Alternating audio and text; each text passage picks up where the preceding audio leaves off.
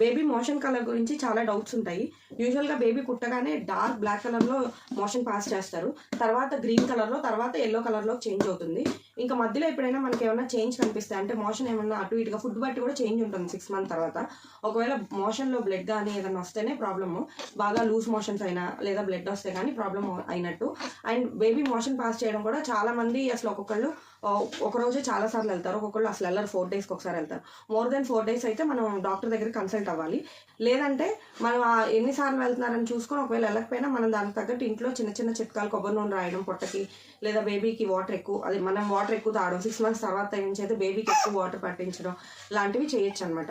మోషన్లో ఏమైనా బ్లడ్ కనిపించినా లేదా బాగా లూజ్ మోషన్స్ ఎక్కువ సార్లు వెళ్తున్నా అలాంటప్పుడు మాత్రం కంపల్సరీ డాక్టర్ని కన్సల్ట్ అవ్వాలి. లేదా అస్సలు మోషన్ పాస్ చేయకుండా ఎక్కువ డేస్ అయిపోయినా కూడా మనం డాక్టర్ని కన్సల్ట్ అవ్వాలి. ఎందుకంటే చిన్న చిన్న డ్రాప్స్ ఇస్తారు బేబీకి, గ్యాస్ ఫామ్ అయినా అట్లాగా, వాటికి బేబీకి కొంచెం ఫ్రీ అవుతుంది. లేదంటే కడుపులో నొప్పి అవి చేస్తాయి అనమాట.